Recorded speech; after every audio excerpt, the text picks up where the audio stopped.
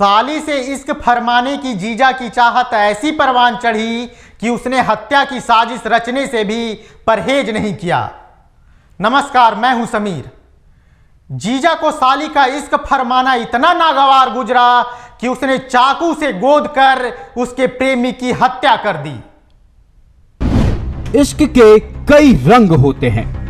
इश्क में लोग जान देने की बात कहते हैं।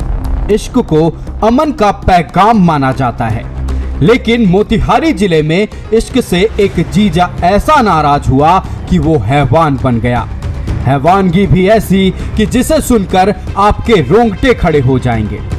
दरअसल साली से प्यार करने से नाराज बहनोई ने बड़ी बेरहमी से एक युवक की ही हत्या कर दी। 17 फरवरी 2022 की रात राजेपुर बाजार में पिता की सिलाई दुकान से शमशाद को बुलाकर ले गए। इसके बाद आरोपियों ने चाकू से बेरहमी से उसकी हत्या कर दी। पहले अपराधियों ने चाकू से गोद कर उसे मार डाला। उसके बाद उसके प्राइवेट पार्ट को काट दिया।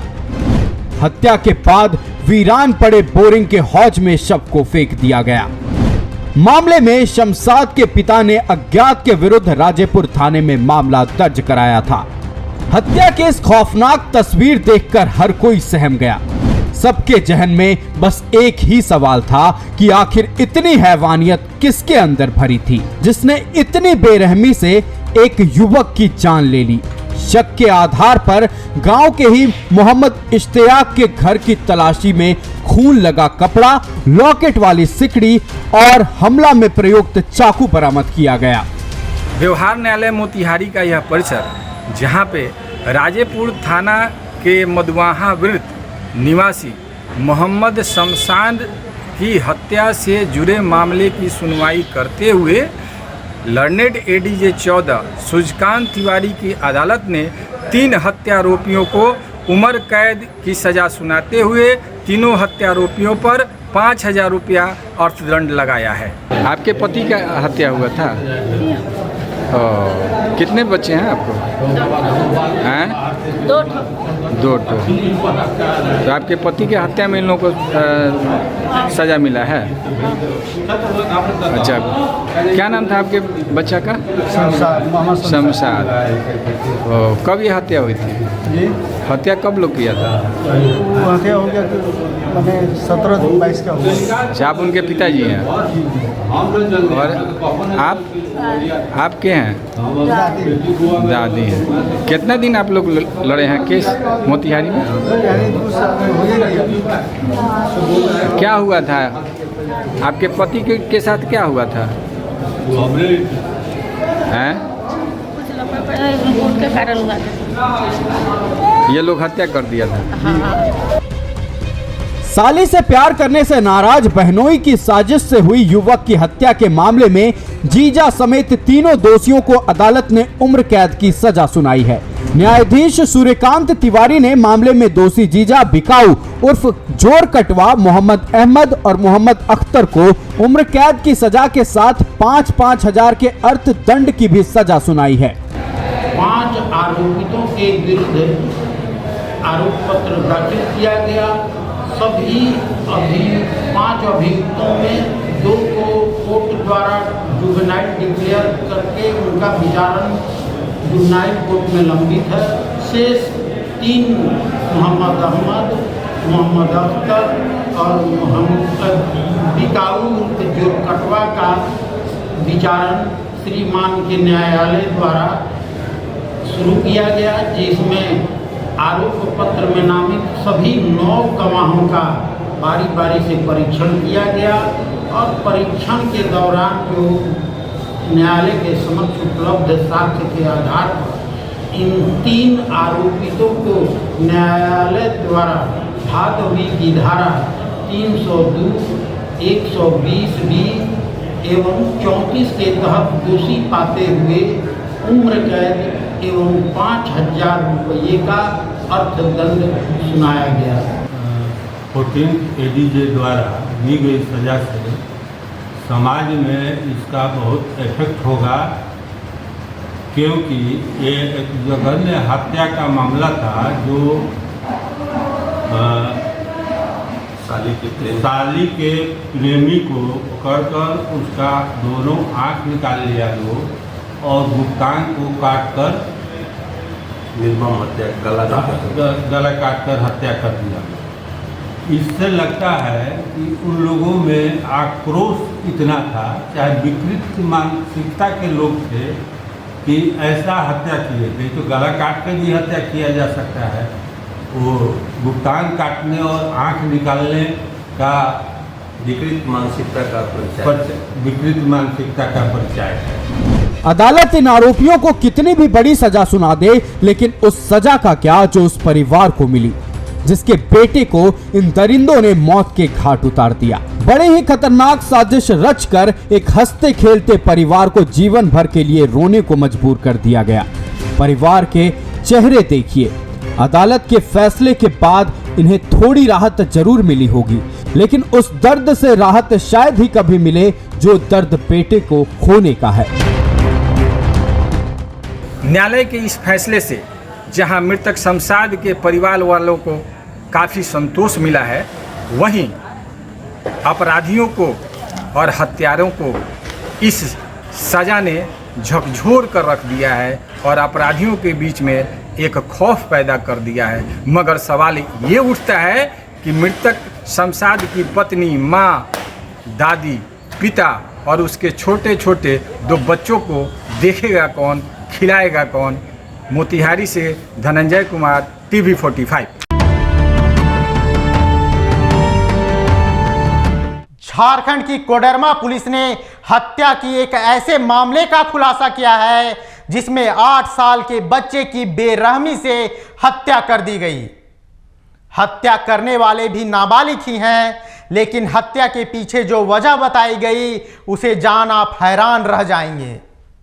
आखिर इस उम्र में इतनी हैवानियत आती कहां से है, ये सवाल ज्यादा डराने वाला है। कोडरमा जिला के जलवाबाद में 8 वर्षीय अब्दुल समद की हत्या की गुत्थी पुलिस ने सुलझा ली है। अब्दुल समद हत्याकांड में ऐसे खुलासे हुए जिससे सुनकर इंसानियत से भरोसा उठ जाए। मामले में पुलिस ने 2 नाबालिग आरोपियों को गिरफ्तार किया है, लेकिन एक 8 साल के बच्चे की हत्या की साजिश जिस तरह से रची गई वो मन में डर पैदा करती है। 14 सितंबर को घर के बाहर खेलते वक्त अब्दुल समद का अपहरण कर लिया गया था। फिर 4 दिनों बाद उसका शव घर के पास एक अर्धनिर्मित मकान से प्लास्टिक के बोरे से बरामद किया गया। जिस जगह से शव बरामद किया गया वह जगह मृतक के घर से मात्र 150 मीटर की दूरी पर थी। और सबसे डरावना तो ये है कि जिन लोगों ने मासूम की हत्या की उनका घर अब्दुल के घर से मात्र 50 मीटर की दूरी पर स्थित है। इंसान भरोसा करे भी तो किस पर। पड़ोसी ही पड़ोसी के काम आता है, ये कहावत तो अब पुरानी हो गई है। यहाँ तो आलम यह है कि पड़ोसी ही पड़ोसी की खुशी के दुश्मन बन बैठे हैं। मेरे बच्चा बहुत बेरहमी से कत्ल करती है सब, और उस छुपा दिया उधर, और उसके घर वालों को सब मालूम था, और हम लोग को गुमराह करके रखा कि उधर जाइए उधर जाइए। उन लोग को एकदम फांसी का सजा होना चाहिए, हमको इंसाफ मिलना चाहिए मेरे बच्चे को। उसके घर वालों को सब मालूम था। क्या कहा घर वाला सब कि बच्चा चोर ले गया? हाँ, बच्चा चोर ले गया। बच्चा लेने के लिए एक औरत आई थी, एक जेंट्स आया था, वही सब ले गया दोनों मिल करके। तो सब इधर उधर दौड़ भाग करने लगी, उधर जा रहे उधर जा रहे, कोई बोल रहा उधर है रोड तरफ है, उधर है। सब गलत बोल करके सब बहलावा दे दिए। जो है ना घर के बाहर खेल रहा था है, उसके बाद जो है ना अचानक 10 मिनट के बाद जो है ना वो गायब हो जाता है। और आधा घंटा के बाद जो है ना वो जो लड़का किया है इस तरह घटना, और जब रिपोर्ट आया तो वो घटना जो है ना उसका माँ बाप जो है ना जान चुका था आधा घंटा के बाद, और वो इधर उधर घुमा रहा था, हम लोग को ध्यान भटका रहा था। जिधर घटना स्थल था उधर नहीं ले गया, हम लोग को इधर उधर ध्यान भटका दिया और हम लोग दूसरे तरफ कन्वर्ट हो गए। तो अगर आधा घंटा में अगर गार्जियन को मालूम हो गया था, वो लड़का लोग बता दिया था, तो गार्जियन हम लोग को अगर बता देता तो मेरा बच्चा मेरा सही सलामत मिल जाता। इस मामले का खुलासा करते हुए कोडरमा के एसपी अनुदीप सिंह ने बताया कि फिरौती मांगने और मृतक के मामा से दुश्मनी का बदला लेने के लिए अब्दुल समद का अपहरण कर उसकी हत्या कर दी गई। 14 सितंबर की शाम को ही अपहरण के बाद रस्सी से गला दबाकर उसकी हत्या कर दी गई थी, जिसके बाद शव को छुपाने की नीयत से प्लास्टिक के बोरे में बांधकर अर्धनिर्मित मकान में रख दिया गया था। एसआईटी का टीम का गठन किया गया था थाना प्रभारी कोडरमा के नेतृत्व में, जिसमें थाना प्रभारी डोमचार्ज, अन्य सब इंस्पेक्टर और टेक्निकल टीम भी थी और साथ में सशस्त्र बल भी था। टीम के द्वारा मामले का उद्भेदन कर लिया गया है और इसमें 2 जुवेनाइल की संलिप्तता पाई गई है, जिनके कन्फेशन पे मृतक बच्चे की एक चप्पल बरामद हुई है और रस्सी बरामद हुई है और इसमें अग्रतर कार्रवाई की जा रही है। इस रंजिश की शुरुआत नई नहीं थी। इस हत्या के पीछे की कहानी जानकर आप भी दंग रह जाएंगे। आपको सोचने पर मजबूर होना पड़ेगा कि सच का साथ देना कितना खतरनाक हो सकता है। दरअसल कुछ साल पहले आरोपियों ने एक मदरसे में चोरी की घटना को अंजाम दिया था, जिसके उद्भेदन में अब्दुल समद के मामा की अहम भूमिका थी। इसके बाद से ही नाबालिग मृतक के मामा से बदला लेना चाहते थे। पुलिस ने घटनास्थल पर पहुंचकर हत्या में शामिल रस्सी और मृतक का चप्पल बरामद कर लिया है। इसके अलावा सीसीटीवी फुटेज के जरिए भी आरोपियों की पहचान की गई है। हैवानियत की दास्तान यहीं खत्म नहीं हो जाती। अब्दुल समद के गायब होने के बाद जब मासूम के परिजन अपने बच्चे की खोजबीन के लिए सबसे मदद की भीख मांग रहे थे, उस समय कुछ लोग उनकी मदद के लिए आगे आए। उन्हें लगा कि ये लोग उनके फरिश्ते हैं, लेकिन सच तो यह था कि ये आरोपी के परिजन थे। आरोपी का पिता अब्दुल के परिजनों को जांच के नाम पर पहला फुसला रहा था। कभी तो बच्चे की कहीं भाग जाने की बात कहता था, तो बच्चा चोर का जिक्र कर जांच को भटकाने की कोशिश करता था। कोडरमा में एक जघन्य अपराध का मामला सामने आया है। एक 8 वर्षीय बच्चे की हत्या कर उसके शव को बोरे में बंद घर में फेंक दिया गया। जब शव से दुर्गंध आने लगी तो अगल बगल लोगों को पता चला और तब उनका शव का शिनाख्त हो पाया और पुलिस बड़ी कार्रवाई की। पुलिस को गुमराह किया गया, पड़ोसी उनके माँ बाप, मृतक के माँ बाप को गुमराह किया गया कि कोई बच्चा चोर आया था और बच्चा चोर ले गया। लेकिन जब दुर्गंध आने लगी और जब मामले पुलिस ने एसआईटी गठित कर जब छानबीन शुरू किया तो मामला पूरा खुला और उसी मोहल्ले के 2 बच्चे मामले में संलिप्त पाए गए। दोनों बच्चे को रिमांड होम भेज दिया गया है और पुलिस आगे कार्रवाई कर रही है। बच्चे के माँ और बाप दोनों इस घटना से हताश हैं। बच्चे का घर जो है वो घर में फिलहाल ताला लगा हुआ है, घर में कोई रह नहीं रहा है, सदमे में सब उबर रहे हैं। पूरे घटना से पूरा मोहल्ला आक्रोशित है और आगे कार्रवाई के लिए पुलिस प्रशासन पे दबाव डाला जा रहा है। पुलिस प्रशासन को कहा जा रहा है कि इस पर अच्छी कार्रवाई हो और कड़ी से कड़ी सजा मिले। लेकिन जब बच्चे हैं तो उन दोनों बच्चों को 3 साल के रिमांड होम में रख के छोड़ दिया जाएगा। क्या यह काफ़ी होगा, यह समय बताएगा और पुलिस प्रशासन बताएगी।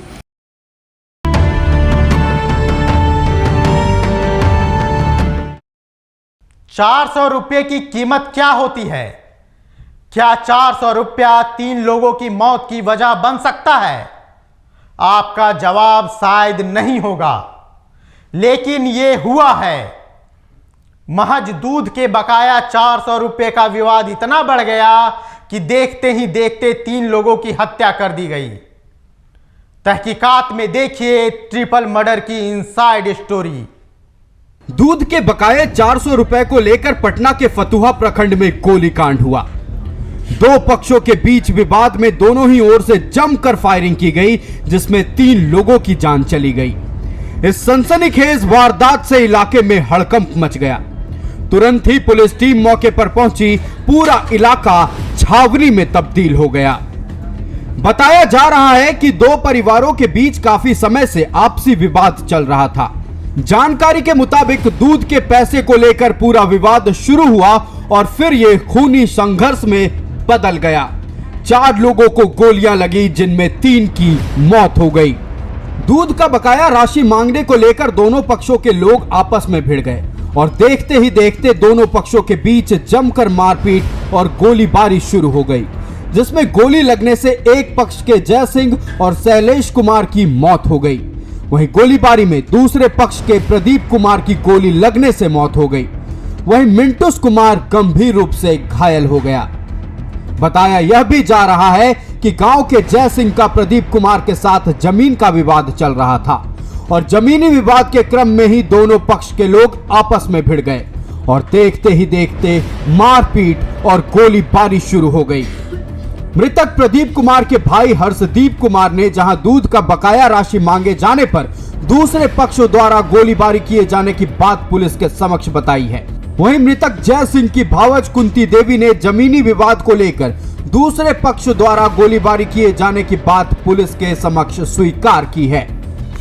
सूचना मिली है कि ग्राम सुरगापुर जो पटवा थाना अंतर्गत है, इसमें 3 व्यक्तियों की आपसी गोलीबारी में मृत्यु हो गई है। इस सूचना के सत्यापन आवश्यक कार्रवाई में थानाध्यक्ष पटवा तुरंत घटनास्थल पर पहुंचे और सभी लाशों को अस्पताल में लाए हैं, पटवा कम्युनिटी हॉस्पिटल में, और यहां से पोस्टमार्टम हेतु भेजा जा रहा है और पुलिस बल मौके पर कैंप कर रही है। स्थिति अभी सामान्य है। एक अन्य व्यक्ति की भी सूचना मिली है कि घायल हो गए, उनका भी इलाज एनएमसीएच में कराया जा रहा है। आखिर ये गोलीबारी जो हुई है 2 पक्ष के बीच, कारण क्या रहा है, कुछ पता चल पाया है? अभी तक जो कारण पता चला है वो आपसी विवाद ही मालूम चला है, वो जमीन विवाद होने की संभावना है। एक व्यक्ति से गाली गलौज हुआ था सर, उसी में इन लोग गोलीबारी चलाए और उन लोग को भी लग गया और मेरे तरफ को भी आदमी को लग गया। हम लोग लाठी वाले आदमी थे। मतलब यहाँ जो फतवा अस्पताल में लोग पहुँचे हैं, 3 लोग दोनों पक्ष के हैं कि एक ही पक्ष के हैं? एक ही पक्ष के हैं। अच्छा, उधर भी गोली लगी है किसी को क्या? हाँ, एक व्यक्ति को लगी है और बाकी उन लोग पार्टी जो था उसी को लगाया गया। घटना का कारण क्या है, क्यों गोलीबारी हो गई? पैसा मांगे में दूध दिया था किसी व्यक्ति को, वही पैसा मांग गया, इसी लगी गोली चलाया। घटना की जानकारी मिलने के बाद पुलिस भी एक्शन में आई। घटना के बाद गांव में भारी तनाव का माहौल बन गया। माहौल ऐसा था जिसमें कभी भी कोई गुट फिर से दूसरे गुट पर हमला कर दे, और यह सब कुछ हो रहा था बिहार की राजधानी पटना में। अपराधी खुलेआम मौत का तांडव कर रहे थे। तनाव को देखते हुए पुलिस ने छापेमारी अभियान शुरू किया। पूरे इलाके में लगातार छापेमारी की गई। सनसनीखेज मामले में अब तक 12 लोगों को गिरफ्तार कर लिया गया है। ट्रिपल मर्डर मामले के बाद पुलिस अब भी अलर्ट मोड पर है। बिहार में बहार है, सुशासन की सरकार है, अपराधियों का राज है, प्रशासन लाचार है। मैं इसलिए बोल रहा हूं कि जिस तरीके से फतवा थाना क्षेत्र के सुरगावा गांव में ट्रिपल हत्या हुई है, उस पर यह बोलना जायज़ है। जिस तरीके से सनसनी मची हुई है इस मामले को लेकर, कल एडीजी ने पटना में मीडिया को बुलाकर ब्रीफ किए हैं और पूरे घटनाक्रम के बारे में जानकारी दी है। वहीं इस घटना को लेकर फतवा के सुरगावा गांव पहुंचकर पटना के एसएसपी राजीव मिश्रा ने पूरे घटनाक्रम को पूरे बारीकी से जांच की है और पूरे जांच क्रम में उन्होंने साफ तौर से बताया है कि जिस तरीके से अपराधियों ने ये घटना को अंजाम दिए हैं, चंद पैसे को लेकर 2 आपसी विवाद हुआ है चंद पैसे को लेकर, और जिस तरीके से ये घटना घटी है, इससे जाहिर सी बात है प्रशासन की कहीं ना कहीं लापरवाही मानी जा सकती है। लेकिन जिस तरीके से बात करें तो राजीव मिश्रा एसएसपी पटना के साफ तौर पर ये भी बताए हैं कि घटना जिस तरीके से घटी है उस तरीके से छापामारी की गई है। छापामारी में कई दर्जनों खोखा बरामद किए गए हैं, 1 राइफल 1 शॉटगन बरामद की गई है और पूरे मामले की जांच की जा रही है। जो भी अपराधी हैं उसे जल्द से जल्द गिरफ्तार किया जाएगा और उनके लिए ऊपर छापेमारी की जा रही है। कल जहां तक बात की तो राजीव मिश्रा ने यह भी बताया है कि कुछ अपराधियों की वहां से गिरफ्तारी की गई है, उनसे पूछताछ की जा रही है। लेकिन जिस तरीके से ट्रिपल मर्डर हुआ है उस तरीके से पूरे पटना में सनसनी मची हुई है। अपराध की अगर बात करें तो पटना में अपराध चरम सीमा पे लगातार बढ़ी हुई है, क्योंकि जिस तरीके से पटना एक हॉट सीट बन चुका है अपराध के मामले को लेकर, अपराधियों का प्रशासन से खौफ साफ तरह से खत्म हो चुका है। अपराधी घटना को हमें लगातार अंजाम देते हैं घटना को और वहाँ से मौके वारदात से फरार हो चुके आते हैं। लेकिन पूरे क्रम में तहकीकात के हिसाब से हम लोग अगर देखते हैं तो प्रशासन आगे क्या कार्रवाई करती है ये जांच का विषय है।